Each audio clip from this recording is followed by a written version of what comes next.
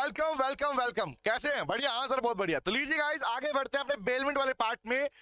Last class में हम लोग बेटा अपने राइट ड्यूटी पढ़ चुके थे। किसकी? हमारे पास में बेलर की। अब पढ़ेंगे बेली की ड्यूटीज और उसके राइट्स के बारे में। स्टार्ट करें, चलो। उसके बाद में टर्मिनेशन है, उसके बाद ये पूरा पार्ट खत्म हो जाएगा। चलो आइए भैया आइए, बड़ा इजी पार्ट है क्योंकि आप लोगों ने इसके रिगार्डिंग अपना कंटेंट सीख चुके हो, इसलिए सारे के सारे प्रोविजन अब बन चुके हैं आपके लिए बहुत ज्यादा आसान। बात बताओ यारो, when it comes to the duty of baler and bailey, common sense है यार।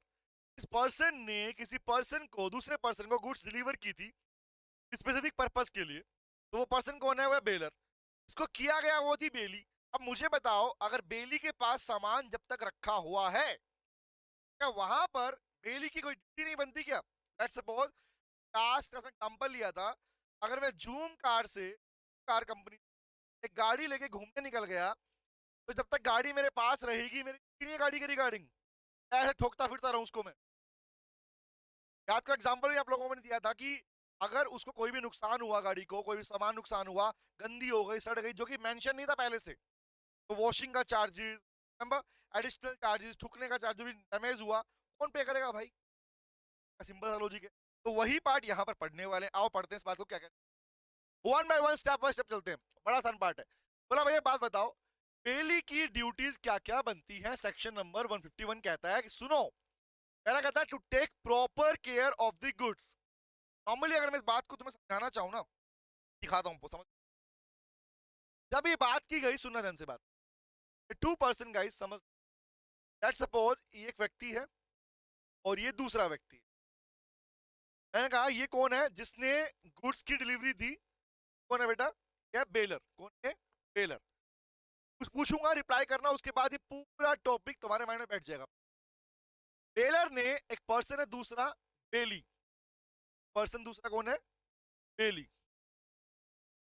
सर ड्राइंग बड़ी खराब है। हाँ बेटा ऐसी है ड्राइंग, क्या करूं बताओ, मेरे मन में आया। ये कौन है बेटा? बेली। मेरा एक प्रश्न बनता है यारो, जब बेलर ने इसको गुड्स डिलीवर की थी, लेट्स सपोज कार दिया, फर्नीचर दिया, कोई भी सामान दिया, जो गुड्स दी गई, कौन सी गुड्स है? Only movable. जो मूवेबल गुड्स दी गई, उसको जब इसने डिलीवर किया इसको, बेली को, सोच के देखो, जब तक वो गुड्स इस बेली के पास रहेंगी, तो बेली की कुछ ड्यूटी नहीं बनती क्या? तो ड्यूटी क्या बनती है? सुनो बात ध्यान से। अगर आपने ये सीख लिया तो आपका टॉपिक आएगा फाइंडर ऑफ गुड्स। जिसको सामान मिलता है उसके साथ में राइट क्या दिए गए, तो यही सेम राइट है क्योंकि हम पढ़ते भी हैं। The rights of finder of goods will be same as the right of the, हम पढ़ते हैं ठीक। अगर आपको ये आ गया तो वो टॉपिक आप हैंड टू। सुनो, जवाब दो यार। जिसके पास सामान रखा हुआ है किसी दूसरे पर्सन का, यूज करने के लिए दिया, पर्पस के लिए दिया, क्या उसकी ड्यूटी है नहीं है वो प्रॉपर केयर करे गुड्स का? बताओ। एक proper care of the good. भाई सिंपल सी बात, आपके पास जब तक सामान रखा हुआ है, आप उनका प्रॉपर केयर करो। कैसे? As your own. अपने आप, अपने पास आपका सामान होता है, उस आप उसका सामान का ध्यान रखो। Number one. नंबर टू, क्या बेरी की ड्यूटी नहीं है कि जैसे ही पर्पस पूरा हुआ वो गुड्स को रिटर्न कर दे? आया ना? बोलो, सोचो, लगाओ दिमाग। Return the goods. भाई जैसे जिस पर्पस के लिए सामान दिया गया था, पर्पस पूरा, तो भैया सामान वापस करो, वापस करनी पड़ेगी। Number two. नंबर थ्री, मुझे बताओ, अगर मान लीजिए सिंपली गुड्स को कोई भी नुकसान होता है, जो गुड्स जब तक पोजीशन में थी, किसके? बेली के पोजीशन में थी, कंट्रोल में थी, अगर गुड्स को किसी भी तरीके का डैमेज होता है, तो उस डैमेज के लिए, चाहे वो डैमेज ऑर्डिनरी हो, दो पॉइंट इसमें लिखा हूं मैं, चाहे वो डैमेज ऑर्डिनरी डैमेज हो और चाहे वो हो एक्स्ट्रा ऑर्डिनरी डैमेज, तो आपने मेंशन किया ही नहीं था। ऑर्डिनरी का मतलब क्या होता है बेटा? नॉर्मल केसेस में अगर मैं बोलूं कि जिस चीज के लिए, जिन डैमेजेस के पेलर ने पहले ही बोल दिया था, जिनकी कॉन्ट्रैक्ट पहले हो चुका था, उसे बोलते हैं ऑर्डिनरी डैमेजेस। एक्स्ट्रा ऑर्डिनरी का मतलब था जिसके बारे में पहले से बेलमेंट वाले कॉन्ट्रैक्ट में लिखा नहीं गया था भैया। अब मैंने लिख के लेके गया था क्या कि हाँ आप मुझे अपना फर्नीचर दो, मैं इसका पूरा तोड़ फोड़ कर कचूमर बना दूंगा, ऐसा कुछ? Answer is no. अब चाहे घर के अंदर मान लो चूहे काट के चले गए को, क्या बोलोगे भैया? कोई बात नहीं। नहीं, तो कहता है भैया डैमेज के लिए कंपनसेट करना, आई कैन यूज इंडेमनीफाई करना, लॉस को बियर करने वाला काम भी किसका है मेरे लाल? वो बेली का ही होता है।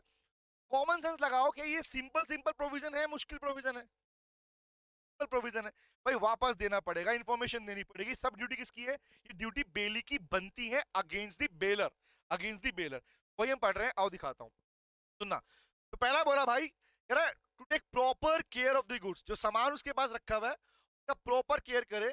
पढ़ना कैसे, कह रहा अकॉर्डिंग टू सेक्शन नंबर 51, क्या कहता है सेक्शन पढ़ना, the duty of the bailee take care of the goods bail to him, जो सामान उसे बेल मतलब दिया गया, डिलीवर किया गया, उसको प्रॉपर तरीके से ध्यान रखे। बेल का मतलब पढ़ चुके हो, बेल मतलब डिलीवर्ड, गुड्स उसे डिलीवर की गई हैं बेटे, उसका सामान का ध्यान ऐसे रखो जैसे तुम्हारा खुद का हो।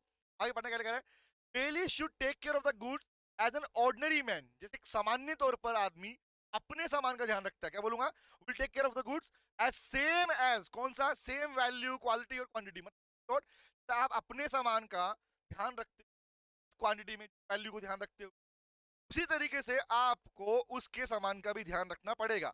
आई am using the word value quantity qualities का मतलब ये होता है जैसी दी गई थी वैसा लेके जाना है, वैसा ध्यान रखना है। ये नहीं कि एग्जांपल तोड़ फोड़ दोगे उसको आप, या नुकसान पहुंचा दोगे, नुकसान पहुंचाया लायबिलिटी तुम्हारी। अब पढ़ना क्या कह रहा है, आगे पढ़ना कह रहा सर, मैं इसी पॉइंट के पार्ट पढ़ा रहा हूँ, ठीक है। बेसिक पॉइंट था कि प्रॉपर ध्यान रखो जैसे आपका सामान हो। आगे बढ़ते हैं, कह रहा सर एक बात बताओ, Does if the bailey takes due care of the goods, अब बताओ ना, बेली ने अगर प्रॉपर तरीके से ध्यान रखा, प्रॉपर ध्यान रखा, जो उसका प्रॉपर केयर का पार्ट था वैसे रखा, और फिर भी नुकसान हो गया, मैं क्या बोल रहा हूँ, ध्यान रखने के बाद, प्रॉपर केयर करने के बाद भी अगर गुड्स को नुकसान हो जाए, गुड्स को डैमेज पहुंच जाए, क्या इसके लिए लायबल होगा प्रॉपर केयर करने? आंसर इज, याद रखना हमेशा बेटा, अगर बेली का सामान है ना, और अगर उसने प्रॉपर केयर भी किया और फिर भी नुकसान हो गया, बेली कभी लायबल नहीं होता। लेकिन लेकिन लेकिन प्रॉपर केयर नहीं किया तो लायबल है। कोई प्रोविजन यहाँ पे लिखे, पढ़ना क्या करे, the bailee takes care of the good, then he will not be held liable for any loss, वो किसी भी चीज के लिए लॉस के लिए लायबल नहीं है जो कि गुड्स को हुआ, किसी क्रिएशन ऑफ सच गुड्स, मतलब क्या, सिंपल सी बात, गुड्स का बिगड़ना, न्यूट्रिशन मतलब होता है बिगड़ना, बिगड़ना, अगर गुड डस्ट बिगड़ गई, पहले जैसी नहीं रही, उसे बोलते हैं बिगड़ना बोलते हैं। तो ऐसी चीजें के लिए कभी भी उस लॉस के लिए बेली लायबल नहीं। और पढ़ना कह रहा also bailee needs to take the same degree of care of goods, हम पहले पढ़ चुके हैं, पहले आ चुका, पहले कि भाई जिस तरीके से सेम डिग्री मतलब कैसे आप अपना सामान ध्यान रखता, वैसे ही आपको बेलमेंट वाले सामान का ध्यान रखना पड़ेगा, चाहे वो ग्रेशियस था या नहीं था, जो जानबूझकर किया नहीं किया, ध्यान रखना। अगर प्रॉपर केयर वाला पार्ट नहीं मिलता, बेली विल बी हेल्ड रिस्पॉन्सिबल, बेली की लायबिलिटी बी लॉस बियर। आगे कह रहा आगे पढ़ो, however belly is not liable for any loss on happening of, ये वर्ड समझना बेटा, आपने एक वर्ड सुना ऑन एक्ट ऑफ गॉड, भाई एग्जांपल मान लो अर्थक्वेक आ गया, बारिश में भी, क्वेश्चन इज समझना, आपने प्रॉपर केयर बट सामान ही डिस्ट्रॉय हो गया तो लगाओ ना यारो, अगर गुड्स ही डिस्ट्रॉय हो गया, एग्जांपल के लिए मुझे बताओ, घोड़ा था, घोड़ा एग्जांपल, लेट्स सपोज मैंने, एक पर्सन ने मुझे एक हॉर्स डिलीवर, नहीं सुनना, रियल समझता हूँ, एक पर्सन ने मुझे एक घोड़ा डिलीवर किया, हॉर्स डिलीवर किया, किस लिए, यूज करने के लिए, एक महीने में घोड़ा चाहिए था, घोड़ा ले लिया मैं, ठीक है। अब घोड़ा अच्छा भला मैंने पूरा ध्यान रखा उसका, लेकिन उसकी मृत्यु हो गई भैया, घोड़ा मर गया भैया, उसकी जन्म उसकी उसकी मृत्यु उस दिन की लिखी हुई, तो क्या उसके मरने से, प्रॉपर केयर होने के बाद की बात बता रहा हूं मैं, नेचुरल तरीके से अगर उस घोड़े की डेथ हो जाती है, can you please tell me, क्या ये एक्ट ऑफ गॉड नहीं है क्या, गुड है? या मान लो कहता हूं भाई कि तुम्हारी गुड्स का पहले से कोई पब्लिक एनिमी था, सामान तुमने दिया, उसमें कोई और एनिमी था, दुश्मन था, तो ऐसे केसेस के अंदर ध्यान रखना, आपने अगर प्रॉपर ध्यान रखा है तो ऑलवेज रिमेंबर आपकी लायबिलिटी नहीं, केस में नहीं बनी। तो एक बात समझ में, कॉमन चीज क्या समझ में आई कि ये प्रोविजन क्या कहता है, समझना, ये प्रोविजन कहता है मेरे भाई कि अगर आपकी ड्यूटी है एज ए बेली कि आप उस गुड्स का प्रॉपर ध्यान रखो, नंबर वन क्या सीखा, प्रॉपर ध्यान ऐसे रखो कि जैसे आप ही खुद की, as your own, number number two, आपने प्रॉपर ध्यान रखा फिर भी नुकसान हुआ, आपकी लायबिलिटी नहीं, बेली की लायबिलिटी नहीं। नंबर थ्री बोला, आप अगर ये लॉस हुआ प्रॉपर ध्यान रखने के बाद भी, is a case of act of God. Example, एक मूवी आई थी, मैं नाम बताता हूँ, ओ माई गॉड मूवी, ओ माई गॉड, ओ एम जी, तो वहां पर ना एक वो शॉप ना, अर्थक्वेक आता है और जो शॉप बहुत पुरानी शॉप होती है गिर जाती है, तो प्लीज टेल मी उसमें क्या था, एक्ट ऑफ गॉड। भाई ऐसी चीजें जिनको पहले से डिस्क्राइब नहीं का होना, पहले से फिक्स नहीं, नेचुरली तरीके से हो सकती है, तो ऐसे कैसे मुझे बताओ ना भाई, सुनामी है, अर्थक्वेक है, फ्लड आ गई, बाढ़ आ गई, तो अगर उसमें नुकसान हो गया, लायबिलिटी तुम्हारी है क्या, तो लायबिलिटी तुम्हारी, ध्यान रखना, तुम्हारे प्रॉपर केयर ना करने की वजह से, फोर्थ पॉइंट, अगर लॉस हुआ you will be held liable, you should इंडेमनिफाई, you should compensate against the loss. याद रहेगा। आगे आता हूँ। ये था हमारा पहला पॉइंट, कौन सा? बेली की फर्स्ट ड्यूटी। तो इसको ऐसे ही पढ़ना, हाँ बेटा इसको ऐसे ही पढ़ना है, एज इट इज याद रखना। ठीक है, इसमें कोई ऐसा नहीं कि हम आओ बेटा कंसेप्ट सिखाते हैं इसके अंदर। लीगल पार्ट में यहाँ पर ड्यूटी का पार्ट पढ़ रहे हो कि किन किन चीजों के लिए वो बाउंड है, और आपको ऐसा एज इट इज जो नोट्स आपको मैंने ऐसे ही लिखने हैं एग्जाम पॉइंट आएगा जब। ठीक है, ओके आगे आता हूँ। चलो भैया नेक्स्ट पे आया, कह रहा सर अगला, not to make unauthorise use of the goods. Can you please tell me guys, आपके पास कोई सामान रखा हुआ है और जिसकी अनुमति आपको नहीं थी, ऐसा यूज आपने की। अनऑथोराइज यूज का मीनिंग क्या होता है भाई? जब आप कॉन्ट्रैक्ट करते हो तो जिस पर्पस के लिए आपको सामान दिया गया था, अगर आपने उस पर्पस के अलावा, आई can use the word against the specified purpose, क्या बोलूंगा? Against the specified purpose. Specified purpose का मतलब भाई जो कॉन्ट्रैक्ट में स्पेसिफाई किया गया था, कॉन्ट्रैक्ट में जो बताया गया था इन द कॉन्ट्रैक्ट। तो आपने बेलमेंट वाला कॉन्ट्रैक्ट किया था, उस टाइम पर आपको कुछ अथॉरिटीज दी गई थी सामान की ऊपर, वो पर्पस अगर आपको पूरा किया उसे बोलते हैं authorise use. Authorise use purpose के लिए मैंने लिया, मैं यूज। और अनऑथोराइज का मतलब क्या है? एग्जांपल के लिए मैं एग्जांपल दिया, याद करो। मैंने गाड़ी ली और गाड़ी ली थी बैंक लूटने के लिए, लूटने की गाड़ी दी थी मेरे को, नहीं ना? तो पॉइंट क्या बोलूंगा, अनऑथोराइज यूज अगर आप करते हो तो ऐसे केस में ध्यान रखना, आपको अलाउड नहीं, आपकी ड्यूटी आपने फुलफिल नहीं की, तो ऐसे केस में आपको जो भी लॉस हुआ, नुकसान होगा, सामने वाले बिलर को, ये आपकी ड्यूटी बनती है। पढ़ना क्या कह रहा है सर?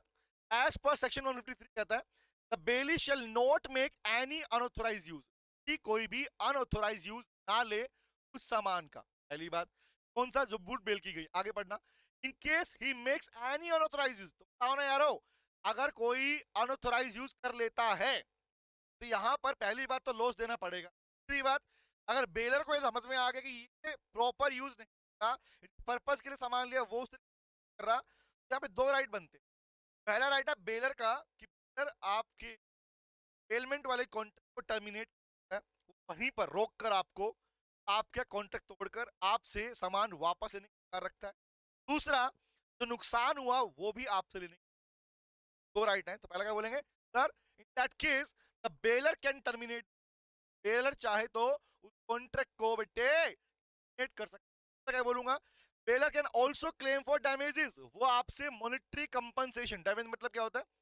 डैमेज मतलब मॉनेटरी कंपनसेशन, बेलर को जो नुकसान हुआ अनऑथराइज यूज करने की वजह से, वो आपसे पैसा मांग सकता है उस लॉस के लिए। इसलिए goods bail due to unauthorise use, आपके अनऑथराइज यूज की वजह से जो नुकसान हुआ उसके लिए भी आपसे पैसा ले सकता है, याद रखना। तो बात कौन सी है? आपको अनऑथराइज यूज नहीं करना, किया तो बेलर के पास राइट है कि वो टर्मिनेट कर देगा कॉन्ट्रैक्ट को, और टर्मिनेशन में उसकी लायबिलिटी नहीं, ध्यान रखना, लायबिलिटी उसकी, बेलर की लायबिलिटी नहीं है। बेलर तो आपसे उल्टा पैसा मांग लेगा कि निकाल डैमेजेस। क्लियर हो गया? 1 और 2 समझ में आया? तो पहला क्या बोला भाई, प्रॉपर केयर करो। नंबर 2 इज अनऑथराइज यूज करना नहीं करना, ये आपकी ड्यूटी बनती है। और ऐसा भी नहीं कि आपने नहीं किया, थर्ड पार्टी ने कर लिया, बेली के दोस्त ने कर लिया, मेरे भाई ने कर लिया, नहीं, ड्यूटी आपकी, कोई भी ना करे उसका अनऑथराइज यूज। क्लियर हो गया? आगे आता हूँ। चलो भैया थर्ड पे आते हैं। सर ये इजी पार्ट है, हाँ इजी तभी तो बेटा इसको रीडिंग पार्ट में हम अब वन बाय वन समझना इन पार्ट को। ठीक है, मैंने एक क्या किया, मैंने पैराग्राफ को ही देखो, चेक कर पा रहे हो, मैंने पैराग्राफ को ही ब्रेक कर दिया ताकि तुम्हें सिंगल सिंगल लाइन में प्रोविजन याद रहे बेटा, और कुछ स्किप ना हो जाए। ठीक है, और जितना बता रहा हूं उससे बाहर कुछ नहीं मिलेगा, ये मेरी श्योरिटी है। इतना कर लो, it is more more more than enough बेटा। चले अब पढ़ना, keeps goods separate from the own goods. अब बात समझना, पॉइंट समझना। नॉर्मली अगर आपको कोई ऐसा सामान दिया गया जो सामान मिक्स होने के चांसेस है, भाई खाने पीने का आइटम था, रिमेंबर, बाकी कोई आइटम था, तो क्वेश्चन ये आता है कि जहां पर गुड्स को सेल किया गया और वो गुड्स आपके पर्सनल सामान के साथ में मिक्स हो सकता है, और मिक्स होने की वजह से बाद में पहचानना मुश्किल हो सकता है कि भैया सामान किसका था। ऑयल वाला एग्जांपल है, मान लो कोई सेपरेट ऑयल लिया था आपने, वो ऑयल मिक्स कर, अब सेपरेट तो नहीं हो पाएगा भाई। बात समझना क्या बोल रहा हूँ? मेरे पास एक पर्टिकुलर ऑयल था और मेरे को ऑयल दिया था कि रख लो भाई, यूज कर लो, रिमेंबर, अपने पास रखना एक महीने की, आपको पैसा दूंगा उसके, पर्पस था ना मेरा। अब अगर मैंने अपने गुड्स को आपस में क्या कर लिया बेटा, सुनना क्या बोल रहा हूँ, गुड्स को अगर अपने सामान के साथ मिलाया, भाई फर्नीचर का एग्जांपल दिया था मैंने आपको, याद गाइड एग्जांपल लिया, अपने सामान के साथ अगर आपने मिला दिया एज ए बेली, तो उस केस में याद रखना कुछ प्रोविजन कहते हैं। नंबर 1 सुनना, पहला प्रोविजन तो कि अगर आपने अपने सामान के साथ गुड्स को मिक्स कर लिया तो उस मिक्सचर के अंदर, पहले तो क्या था, पहले तो बेलर के पास सिर्फ राइट अपने गुड्स के ऊपर था, अब आपकी गुड्स पे भी उसका अधिकार बन जाएगा उस पूरे मिक्सचर के ऊपर। नंबर 1। नंबर 2, अगर आपने एज ए बेली दोनों गुड्स को सेपरेट रखा था, मिक्स नहीं हुई थी, तो याद रखना बेलर का राइट आपकी बुक्स पे नहीं होता, बेलर का राइट सिर्फ अपनी गुड्स के ऊपर बनता है और आपको जो लॉस होगा उसके लिए। नंबर 2। नंबर 3, गुड्स को सेपरेट किया नहीं जा सकता। ऑलवेज रिमेंबर, बेलर और बेली दोनों के पास उस गुड सामान तुम्हारा भी है और उसका भी है, तो कंप्लीट मिक्सचर पे अब जो राइट सिर्फ तुम्हारा था पहले, अब वो उसका। आप पढ़ने का कह रहा है, बात इसमें लिखी, पढ़ने का कह रहा है, पहला पॉइंट समझना, bailee needs to keep the goods separate from his own goods. उन्होंने पहला कंडीशन क्या बोला भाई, पहली बात तो अपनी गुड्स को उस टेलर की गुड्स से अलग रख, नंबर 1। नंबर 2 कह रहा सुनना, he should not mix the goods under the bailment which with his own goods। वो भैया जो बेलमेंट के लिए सामान आपको मिला है ना, उन गुड्स को अपने गुड के साथ में ना मिलाए। इन दोनों बात का मतलब एक ही। आगे आओ, in case bailee mixes the good, अब ये है प्रोविजन नंबर 2, अगर बेली ने गुड्स को मिक्स कर दिया किसमें, with his own goods, without the consent of the baler, आपने बेलर की सहमति मांगी नहीं, विदाउट द कंसेंट, उसकी सहमति के बिना, उसके कंसेंट के बिना, तो बोला and baler also has an interest in the mixture. क्या बोला मैंने, याद है, मैंने कहा भैया पूरे मिक्सचर के अंदर अब बेलर का भी अधिकार आ जाता है। पहली बात क्या बोला, गुड्स को अपनी गुड्स से मत मिलाओ। नंबर 2, मिला लिया तो उस केस में now baler is also having the right in your goods also, अपनी नहीं, आपकी अपना अधिकार बनता है। नंबर एग्जांपल और दूं, आपने कभी नोटिस किया हो, फर्नीचर तो हो गया बनने की बात, बट फर्नीचर से पहले जो लकड़ियां होती है, वुडन होती है, अब मान लो एग्जाम्पल के लिए मेरा काम था, मेरा बिजनेस था कि मैं फर्नीचर बनाता हूँ, तो फर्नीचर का जो रॉ मटेरियल है बेटा, वो इकट्ठा रखा रहता है मेरा। तो किसी बेलर ने मेरे पास में अपना सामान रखवाया, वही रॉ मटेरियल रखवाया, और मैंने उसको अपने वुडन पार्ट के साथ लकड़ियों के साथ में मिक्स कर दिया बेटा, तो वहां पर अगर वो अलग नहीं हो सकती, मिक्स हो गई, पहचान ही नहीं सकती, तो याद रखना पूरे लोट के अंदर बेलर का अधिकार भी बन गया ये पूरे सामान के ऊपर, मेरा भी है उसका भी अधिकार। फिर आगे बढ़ना है, कह रहा सर और सुनो, if the goods can be separated, लेकिन अगर क्या बोला, थर्ड प्रोविजन क्या है, अगर गुड्स को सेपरेट किया जा सकता था, डिवाइड किया जाता था, the property in goods remains with both the parties.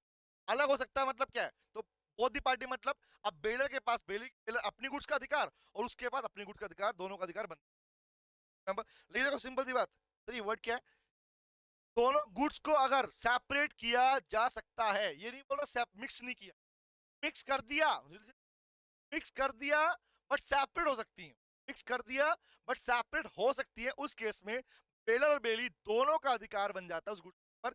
कैसे, बेलर का अपनी गुड्स के ऊपर भाई और बेली का अपनी गुड्स, ये दो बोथ का मतलब ये है कि दोनों का अपनी अपनी गुड्स पे अधिकार बनता है। आगे आता हूं, बट कह रहा है but the bailee bears the expenses for separation. But याद रखना भाई, तूने मिलाया ही क्यों, तूने अपनी गुड्स के साथ में मेरे गुड्स को मिलाया है क्यों, मिक्स क्यों किया, अगर किया है तो अलग करने का तो खर्चा आएगा, सेपरेट करने का खर्चा आएगा बेटा, हु विल बियर, बताना, सेपरेट करने का खर्चा जो भी आएगा, तो मिक्सचर को अलग करने का खर्चा कौन उठाएगा, बेलर नहीं उठाएगा, गलती बेली की, बेली ही रिस्पॉन्सिबल है, बेलर रिस्पॉन्सिबल नहीं हो गया। आगे आओ, if it is not possible to separate the goods, हम पहले पढ़ चुके हैं, अगर गुड्स को सेपरेट करना पॉसिबल नहीं है, बेली शेल कंपनसेट मतलब इंडेमनीफाई करेगा, वही लॉस बियर करेगा, इसको बेलर को जो भी लॉस होगा उसकी, तो गुड्स को जो भी नुकसान होगा बिकॉज ऑफ सच मिक्सचर, ये गलती की वजह से, always bailee will be held responsible. वही 4 प्रोविजन जो मैंने आपको बोले वही इसके पार्ट है हमारे पास। कौन सा पार्ट, मिक्सचर नहीं करना, नंबर 1, मिक्सचर कर दिया तो दोनों में अधिकार किसका आ गया, बेलर का भी अधिकार आ गया। नंबर 3, मिक्सचर सेपरेट हो सकता है तो दोनों का अपना अपने गुड्स पे अधिकार है।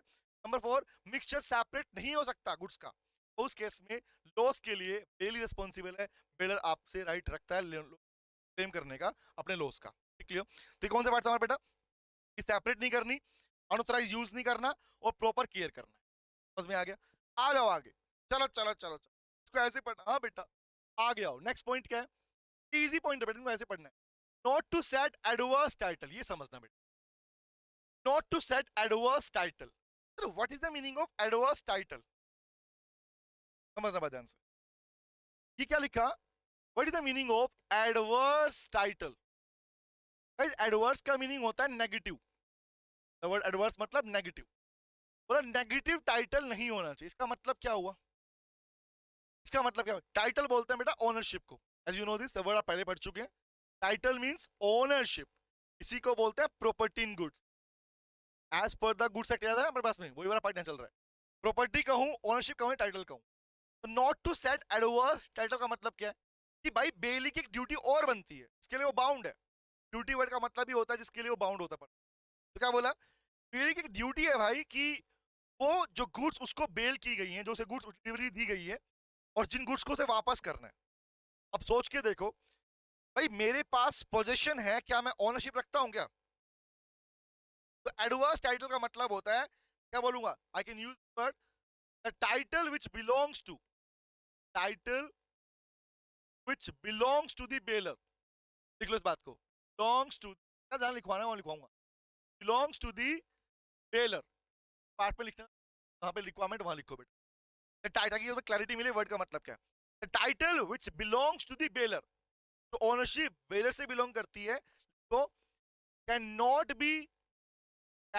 बी ऑल्टर, उसे बदला नहीं सकता। Not be altered by the bailee, by the bailee, bailee उस टाइटल को चेंज नहीं कर सकता। और बाय थर्ड पार्टी, या बेली की साइड से कोई पर्सन और था जिसने कर दिया, वो भी अलाउड नहीं है। मतलब भैया आप ओनरशिप चेंज करने का अधिकार नहीं रखते हो, जिसका सामान है उसी का रहेगा, आप उसकी ओनरशिप किसी और के नाम पर शिफ्ट करने का अधिकार नहीं रखते। ये नहीं है कि गुड्स आपके पास है, आपने किसी और को बेच, ये नहीं है कि आपके पास है, आपने किसी और को यूज कर, not allowed to do so. Always remember, याद रहेगा, सामान तुम्हें दिया गया, तुम ध्यान रखोगे, किसी और। क्लियर हो गया? आगे आता हूं। तो क्या था? एडवांस टाइटल सेट ना करे, duty of the bailor. Otherwise क्या होगा? अगर किया तो क्या करूंगा? क्या बोलूंगा? If bailee do so, if, तो इफ बेली डू सो, अगर बेली ने ऐसा किया तो क्या होगा बेटा? बेली डू बोलूंगा, and the bailee will be held responsible, and the bailee will be held responsible, bailee will be held responsible. उस केस में बेटा बेली रिस्पॉन्सिबल है, बेलर रिस्पॉन्सिबल। तो एग्जांपल दोगे इसके ऊपर? तो समझो ध्यान से। बचपन की बात बता रहा हूँ, बचपन की बात सुनना। मैं कुछ दिन आपसे बात की थी यार, मैंने बताया था, याद करो टेलर के टाइम पे बात, हम छोटे थे ना, उस टाइम पर कपड़े सिलवाए जाते थे। हमारे स्कूल की ड्रेसेस एंड ऑल ये रेडीमेड नहीं मिलती थी। तो होता क्या था भाई कि पापा लेके जाया करते थे, तो मैं क्या हमेशा क्या देखता रहा पता है? मैं टेलर की शॉप पे जाके हमेशा चीज नोटिस करता रहा कि टेलर क्या करता रहा, उसके पास बहुत सारे लोगों के कपड़े, बने हुए कपड़े बना दिए हैं, और रखे होते थे, और धूल जम रही होती। नोटिस किया कि पूरा रखे हुए हैं, कोई लेके नहीं गया उन कपड़ों।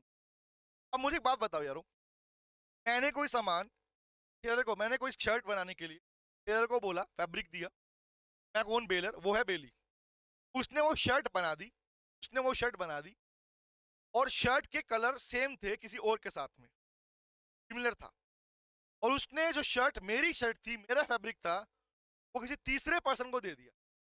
समझना क्या बोल रहा हूँ? और समझना, टेलर ने वो शर्ट मेरी जो मेरे लिए शर्ट बनाई थी, ये सोचकर कि वो शर्ट मेरी नहीं है, किसी और की है, उसने वो शर्ट किसी और को दे दी गलती से।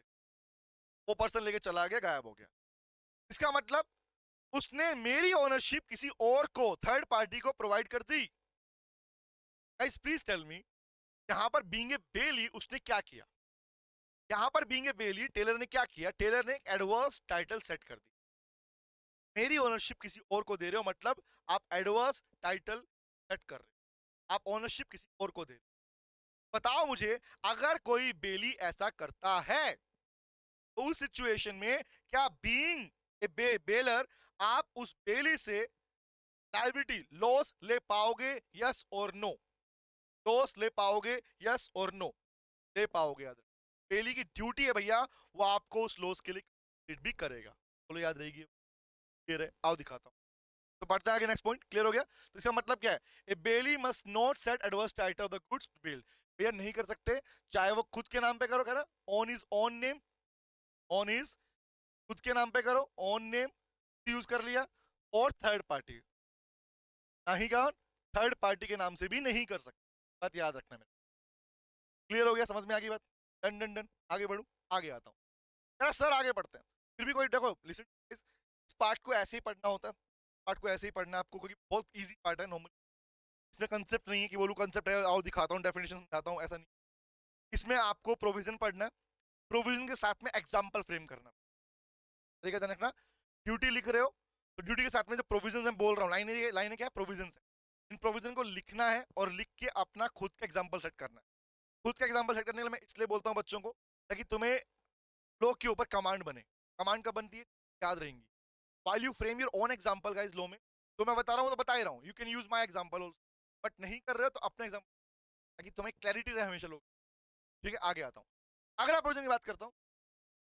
यार ये तो पढ़ ही लिया, रिटर्न द गुड्स सेक्शन 161। बताना मुझे बेटा, क्या जिस दिन जिस काम के लिए तुमने सामान लिया था, दिखाता हूँ, जिस पर्पस के लिए तुम्हें सामान गुड्स डिलीवर की गई, वो पर्पस अगर पूरा हो जाए, क्या तुम्हारी ड्यूटी नहीं है क्या भाई, प्रॉपर केयर कर दिया, डैमेज भी तुम पे कर रहे, बट अगर गुड्स तुम्हारा पर्पस पूरा हो जाता है तो गुड्स की प्रॉपर डिलीवरी देना, it is the duty of the बेली और नॉट? थिंक ये क्वेश्चन पूछो अपने आप से, क्वेश्चन ऑफ योरसेल्फ, पूछो अपने आप से, क्या the duty of the bailee to return the goods to the bailor और नॉट? पर्पस पूरा हुआ तो वापस दो उसको, नहीं दिया मतलब ध्यान रखना, याद करो हमने कल पढ़ा था कि अगर आप देने गए उसने नहीं लिया, बेलर ने नहीं लिया, तो गलती बेलर की है। बट सोचो आपने नहीं दिया, आपने अपने पास रखा। एग्जांपल दूं समझना, 10 दिनों के लिए, 10 डेज के लिए मैं गाड़ी लेके गया था, ठीक है, बट गाड़ी 10 दिनों के बाद भी नहीं आई, मैंने गाड़ी को 15 दिन तक यूज किया, तो बेटा मुझे बताना जो एक्स्ट्रा 5 डेज मैंने यूज किया, क्या उसके लिए मुझे कंपनसेट नहीं करना पड़ेगा बेलर को? क्या बोलूं, नहीं नहीं हमारा कॉन्ट्रैक्ट 10 दिन का था, तो भैया कॉन्ट्रैक्ट 10 दिन का था, तूने एक्स्ट्रा यूज क्यों? You have to pay the extraordinary expenses for that. You have to compensate the bidder for that. Remember, याद रहेगी बात, लॉस हुआ तब भी, एक्स्ट्रा यूज किया तब भी बेटा। क्लियर हो गया? तो पढ़ते हैं बातों, क्या कर रहे हैं पढ़ना, क्या कर रहा है पॉइंट, उसी के ऊपर पॉइंट चलने वाले हैं। नंबर 1 क्या बोल रहा है, it is duty of the bailee to return the goods without demand, और डिमांड ऑन अकम्प्लिशमेंट मतलब पूरा होने पर, मतलब कंप्लीट होने पर।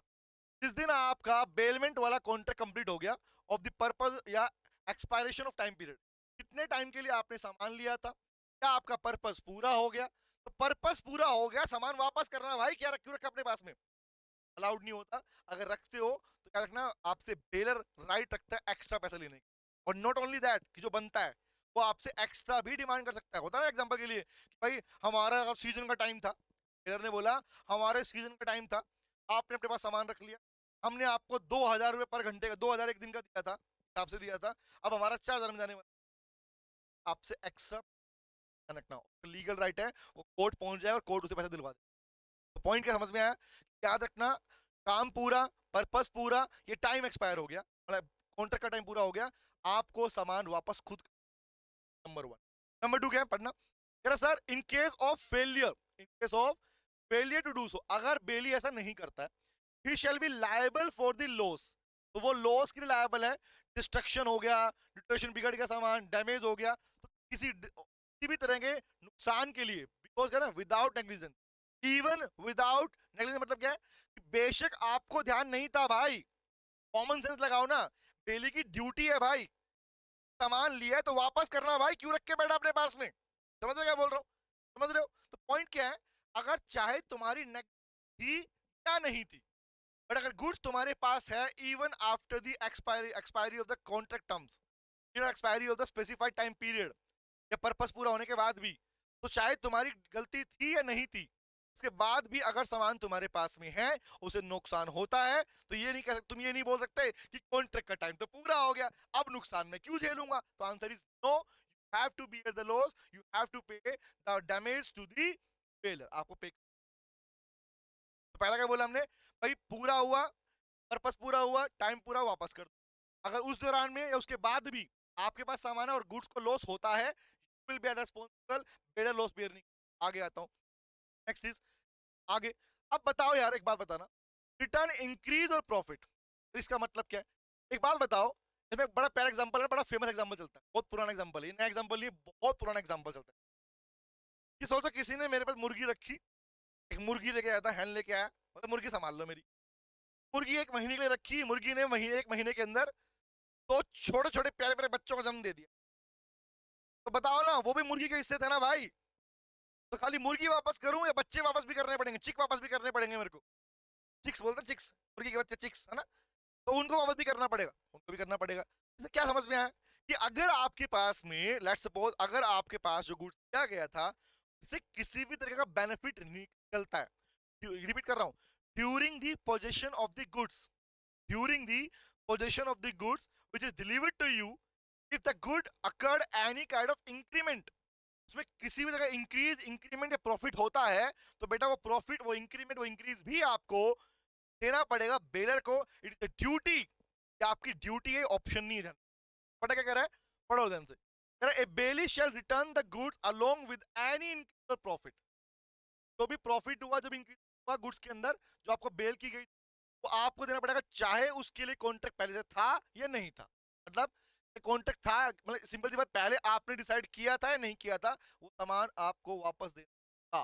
पढ़ने का कह रहा है, पढ़ना ध्यान से, एग्जाम्पल तो दिखाओ जो मैंने बोला आपको। कह रहा है A leaves a hen in the custody of B, A ने बी के पास एक मुर्गी रख दी, हैन गेट्स ए चिक, हैन को मुर्गी का बच्चा हो गया, तो बी ने क्या किया, बी को वो हैन के साथ में वो चिक भी देना पड़ेगा, बच्चा भी देना पड़ेगा। In short, hen is not the part, example नहीं है, ऐसा नहीं कि मुर्गी पार्ट है, पर याद रखना, इसका समझ में आता है कि if you have some goods which is under the contract of bailment, you return the increase or increment which you have occurred, which occurred from the bailment part, bailment of goods part. Remember, याद रखना, goods के bailment से निकल के आएगा ना register, वो भी रिटर्न करने का अधिकार उसके पास में है, वो भी लेने का अधिकार उसके पास में, और आपकी ड्यूटी है, आपको देना पड़ेगा। यू कैन आप अटके नहीं, भैया ये तो मेरा हुआ, मेरी कस्टडी में हुआ, नहीं, नो नो नो, कोर्ट के पास जाएगा ना अगर वो बंदा, तो आपको तब भी याद रखना है। क्लियर हो गया? तो ये था कौन सा बेटा हमारे पास में, ड्यूटीज ऑफ बेल, बेलर हम पढ़ चुके थे। क्लियर हो गया? तो ये इतना ही पार्ट था, जितना नोट्स में दिया है उससे आपको एक लाइन भी एक्स्ट्रा याद करने की रिक्वायरमेंट नहीं, मैं डे 1 से बोल। चले आगे आता हूँ, आगे आता हूँ। अब आया नंबर, ये थी ड्यूटीज की बात, अब पढ़ लेते हैं राइट्स की बात। ये पूरा चैप्टर ऐसे चल रहा है, बड़ा प्यारा टॉपिक, स्पीडली वाला चलता है। अरे ठीक है, इसको लाइन को समझो, याद हुई, लिख दो अपने पास। आप इन प्रोविजन को सीधा लिख सकते हो, इनमें कोई टिपिकल वर्ड्स नहीं, अगर चेक कर पा रहे हो आप लोग। पेलमेंट वाले पार्ट में टिपिकल वर्ड्स नहीं आते, कुछ ही वर्ड्स है जिनको मैं पहले लिखवा देता हूँ, ये वर्ड्स क्या क्या होते हैं।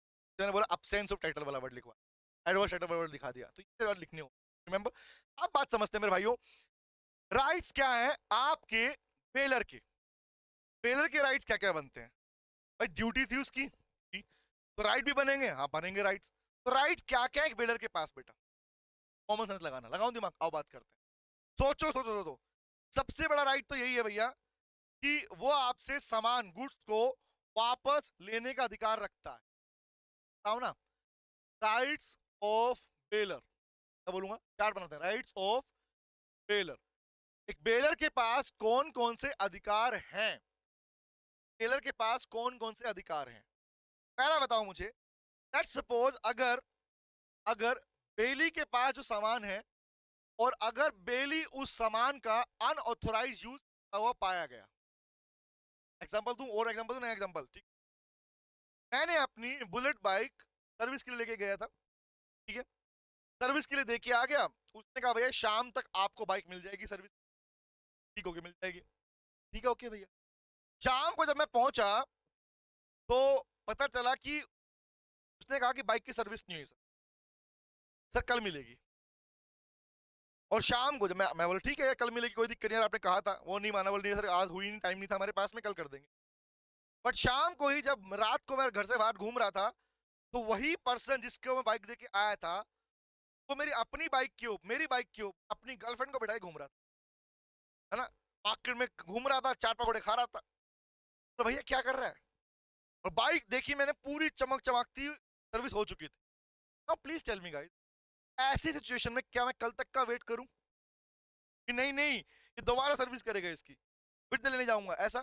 आंसर इज, पेलर के पास ये राइट होता है। राइट का मतलब क्या कि लोन है जो लीगल राइट है। राइट का मतलब क्या होता है बेटा, right simply means the legal rights, right means legal rights. आपके लीगल राइट्स बनते हैं कि आप सामने वाले पर्सन से अपना सामान वापस लेने का अधिकार रखते हो। आप चाहो तो कॉन्ट्रैक्ट को टर्मिनेट कर सकते हो। नंबर टू, क्यों लिखता हूं, बस लिखते हैं नंबर वन लिखो, चार्ट चार्ट में लिखो, चार्ट में आओ बनाए चार्ट। पहला क्या है, right to terminate the contract, right to terminate the contract. आप चाहो तो कॉन्ट्रैक्ट को, कॉन्ट्रैक्ट कौन सा, contract of bailment, contract of bailment, आप चाहो तो बेलमेंट वाले कॉन्ट्रैक्ट को टर्मिनेट भी कर सकते। Number one. नंबर टू, आप गुड्स को वापस लेने का अधिकार रखते हो, नहीं रखते हो? रखते हो। क्या बोलेंगे, सामान तो तुम्हारा ही है ना भैया, बोलूंगा right to take back the goods, right to take back the goods.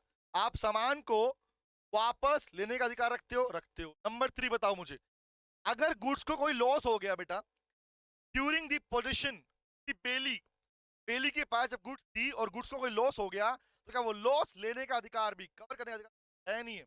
ऐसा क्या बोलूंगा, right to claim for damages, right to claim for damages.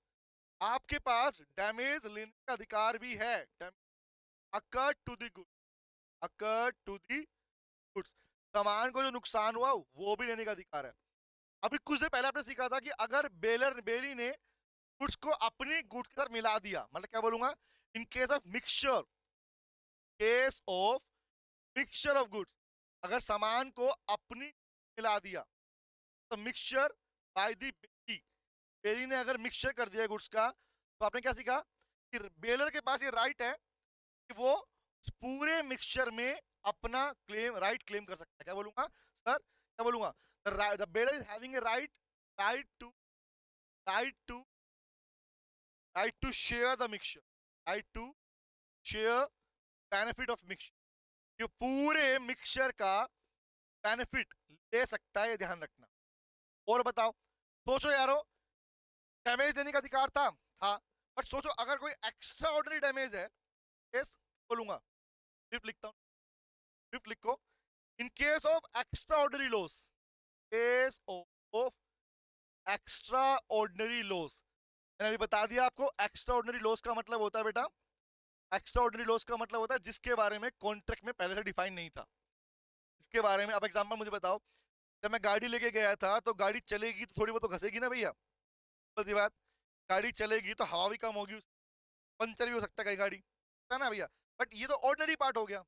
Extra ordinary क्या है, एक्सीडेंट करके ले आया मैं, ठोक के ले आया गाड़ी को, तो वो क्या एक्स्ट्रा ऑर्डिनरी पार्ट, क्या बोलते हैं, इन case of extra ordinary loss, अगर एक्स्ट्रा ऑर्डिनरी लॉस हुआ तो क्या उसके लिए भी बेलर क्लेम कर पाएगा? Answer is yes, bailor is having a right to claim.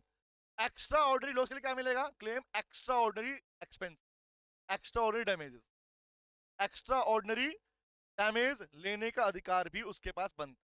Rights किसके हैं बेटा, राइट बेलर के बनते हैं, मुश्किल थे क्या, उल्टा उसके अपोजिट राइट्स के बनते हैं। ये चार्ट बना दिया, इसको क्लिक कर, ठीक है, ये मेन, ये जो मैंने लिखवाया मेन प्रोविजन है। आओ दिखाता हूँ क्या क्या, चलो आते हैं। पहला बोला कह रहा सुनो sir, right to terminate the bailment, पहला तो ये आ गया भाई, बेलर के पास ये अधिकार है कि वो बेलमेंट को टर्मिनेट कर सकता। कब बेटा, जब मन के तब, ओ बेटा ऑलवेज रिमेंबर, कॉन्ट्रैक्ट बनने के बाद, अनलेस बेली ने कोई गलती की ही नहीं, तो उस केस में ऐसा नहीं कि आप उसके कॉन्ट्रैक्ट को टर्मिनेट कर दो, ऐसे केस में करोगे तो बेली का राइट बनता है आपके केस में जाना। क्या बोल रहा हूँ, कॉन्ट्रैक्ट प्रॉपर चल रहा है, बेली ने कोई अनऑथराइज यूज नहीं, बेली ने कोई नुकसान नहीं पहुंचाया, तो ऐसे केस में तो बेलर के पास राइट नहीं है कॉन्ट्रैक्ट टर्मिनेट करने। फिर भी करता है, ऐसे केस में करता है, तो बेलर को डैमेज देना पड़ेगा, मिलेगा नहीं कुछ भी। बट रिमेंबर, जो मैंने एग्जांपल नंबर 2 दिया आपको, बाइक वाला, मैकेनिक लेके घूम रहा था बाइक मार्केट, गर्लफ्रेंड के साथ बैठ के ना, पीछे बैठा के ना, हाँ चलो चलो चलो जानू बाबू, बेटा, ऐसे केस में क्या है भैया, अनऑथोराइज यूज या नुकसान पहुंचा रहे हो, तो वहां पर टर्मिनेट करने का अधिकार मिलेगा। तो क्या पढ़ेंगे, पढ़ना कह रहा सर सुनो, a contract of bailment is voidable at the option of baler. Void नहीं लिखा, क्या लिखा, वॉइडेबल। भैया सिंपल सी बात, कॉन्ट्रैक्ट था, मैं कॉन्ट्रैक्ट को तोड़ने का अधिकार रखता हूं। मैं बोलूंगा भैया मैं हूं अग्रीड पार्टी, मुझे नुकसान हो रहा है, मेरा सामान यूज हो रहा है बिना बात के, ऑथराइजेशन के, कह रहा है the bailee does any act, bailee ने अगर ऐसा कोई भी काम किया with the regard to the goods, जो गुड्स को दी गई थी which is inconsistent with the condition of bailment. What is the meaning of this? Inconsistent का मतलब यहाँ पर क्या है बेटा? यहाँ पर इनकंसिस्टेंट का मतलब है against the terms and condition. लिख लो, against the terms and condition, against the terms and condition of the contract of bailment, contract of bailment, bailment के contract के जो terms and condition उनके अलावा उन अगेंस्ट के कॉन्ट्रेरी में, बढ़िया कॉन्ट्रेरी, उनके अगेंस्ट में, उनके कॉन्ट्रेरी में अगर उसने कोई ऐसा काम किया तो याद रखना ऐसे किसी काम के लिए, ऐसे किसी काम के लिए बेलर चाहे तो कॉन्ट्रैक्ट को टर्मिनेट कर सकता है और वॉइडेबल कर सकता है। ऑप्शन पूछ सकता हूँ भैया कि वो वैलिड होगा, वॉइडेबल क्या होगा? क्या बोलूंगा? एग्जांपल दूं, if bailee found to use the good of under the bailment, remember, without any authorisation for some purpose which is not authorised by the bailor, तो वहां पर कॉन्ट्रैक्ट क्या बनेगा? वैलिड, वॉइड, वॉइडेबल, इलीगल, क्या बनेगा? Voidable. Voidable क्या होता है? सिंपल सी बात, जब सामने वाली पार्टी क्लेम करेगी कॉन्ट्रैक्ट कैंसिल करने का तो कॉन्ट्रैक्ट जो बन चुका है वो टूट, और टूटने के केस में रखना, ऐसे केस में डैमेज कौन भरेगा? बेली भरेगा, बेलर को करता रहना। पता हमको ये बात। आओ नेक्स्ट पे आओ बेटा, अगला कह रहा है, ये हमने पढ़ लिया, रिटर्न द गुड्स। बताओ ना, ड्यूटी ड्यूटी थी किसी बेली की, बट थिंक अबाउट अगर बेली ने टाइम से गुड्स को वापस नहीं किया तो क्या right to take back the goods, goods को वापस लेने का अधिकार बेलर के पास है या नहीं है? है सर, क्या बोलेंगे? When the goods are bailed for consideration, as you know the meaning of consideration guys, जिस सामान को आपने दिया उस अमाउंट रखी, object and amount, object and amount. यहाँ पर कोई सर्विस काउंट नहीं होती, रखना service is not a part of bailment. Bailment हमेशा गुड्स मिलेगी, वो भी मूवेबल गुड्स मिलेगी। क्या बोला? When the goods are bailed for consideration, the bailor has a right to demand their returns. वो चाहे, सिंपल उसका राइट है ना भैया, वो उसको वापस मांग सकता है as and when he wants, even he lent them period of time और purpose। याद रखना बेटा, वो अपना सामान वापस मांगने का अधिकार रखता है चाहे उसने वो सामान एक स्पेसिफिक टाइम पीरियड के लिए दिया था। हालांकि ध्यान रखना, अगर स्पेसिफिक टाइम पीरियड के लिए दिया था और अगर डेली प्रॉपर यूज कर रहा है, प्रॉपर केयर कर रहा है और तब आप मांग रहे हो बीच में, तो उस केस में बेली का नुकसान आप भरोगे, ध्यान रखना। लेकिन याद रखना, टाइम पूरा हो गया, गुड्स के पास जो रखी थी टाइम पूरा हो गया, पर्पस पूरा हो गया, तब भी वापस नहीं दिया, तो आप लीगल तरीके से भी वापस लेने का अधिकार रखते हो। आई एम सेइंग लीगल तरीके से, इसका मतलब है कोर्ट में केस डाल दोगे उसके, याद रखना। आगे आता हूं, नेक्स्ट कौन सा बेटा? राइट टू शू बेली। अब बताओ, बेली के साथ जो भी डैमेज की बातें चल रही है हमारी कि नुकसान लोगे, नुकसान लोगे, अब बेली ने अगर आपका डैमेज पे मना कर दिया तो क्या, कुछ देने से मना कर दिया या नुकसान पे करने से मना कर दिया, ऐसे केस में क्या करोगे? गुंडा निकला, बताओ बेली, बेली गुंडा का जान से मार दूंगा, बिगाड़ लो क्या बिगाड़। तो ऐसे केस में मैंने सिंपली क्या बोला, लीगल एक्शन लेने का। लीगल एक्शन लेने का मतलब यही होता है कि आप कोर्ट में केस फाइल कर सकते हो। और लॉ के अंदर I am using the word legal relationship, legal action, it always mean right to file a suit in the court of law. आपके पास ये राइट होता है कि आप सामने वाली पार्टी पे केस फाइल कर सकते हो। चले क्या पढ़ना कह रहा sir, the bailor has the right to sue, एक डबल डी लगा, has the right to sue bailee, वो बेली पे केस फाइल कर सकता है किसके लिए? For enforcing all the liability and duty to him, जो लायबिलिटी ड्यूटी बनती है उसकी उन सबको पूरा करने की।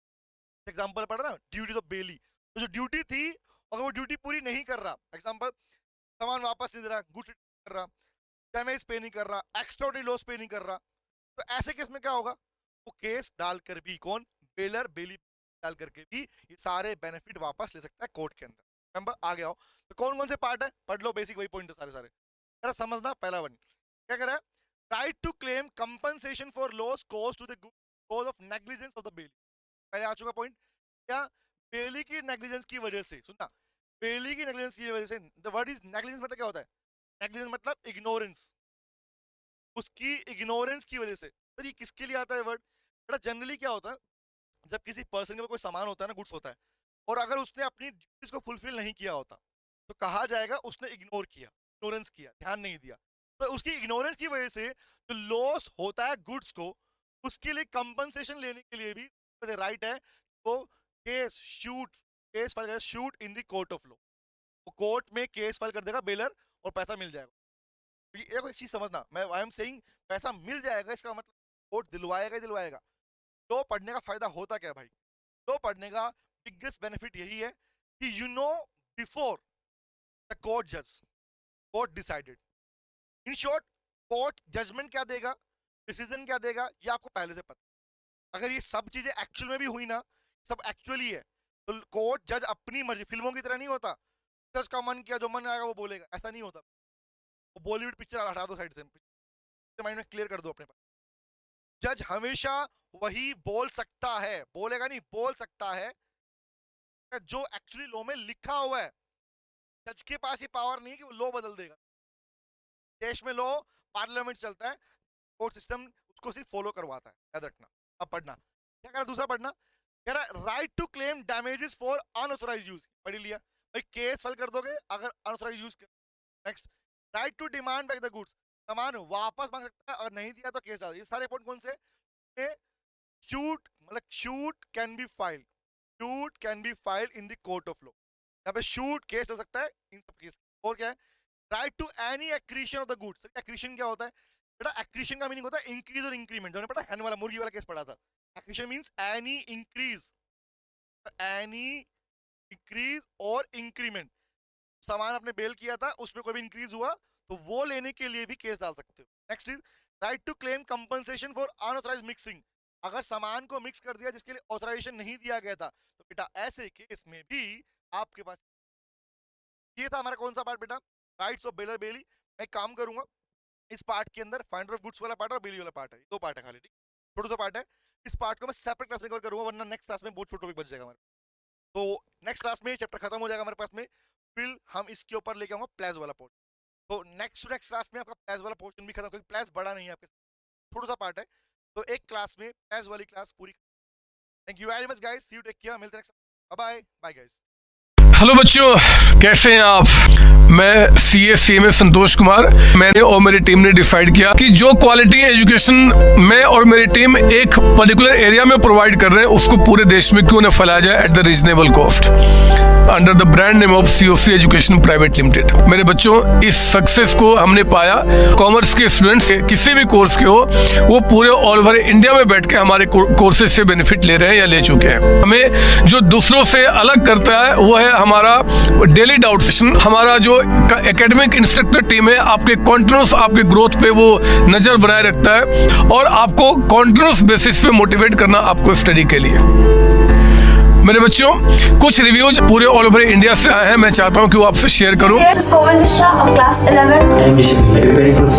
Hello, my name is Vanshika and I'm doing CA Intermediate. Ayaz from Bihar, student of COC since class 11th and now in founded. I have purchased my CMA Intermediate from COC Education. Hi everybody, this is Rahul. I am currently pursuing the CMA Finance. मैंने YouTube पर पहली बार संतोष sir का class देखा, उनके पढ़ाने का तरीका मुझे बहुत ही पसंद आया। Very thankful to Santosh sir. He is really a very nice teacher. अगर मैं संतोष सर के टीचिंग स्टाइल के बारे में बात करूँ तो आपको महसूस ही नहीं होगा कि आप वीडियो क्लासेस में बैठो, आप लाइव क्लासेस में बैठो। Santosh sir has cleared all my doubts and he gives a very तगड़ा concept over accounting. Thanks to COC, my concepts are pretty clear, my doubts get clear right away and I'm even able to score a good mark. ये आप भी हमारे साथ join करें और success के path पे आप भी हमारे साथ अपने सपनों को पूरा करें। थैंक यू बच्चों।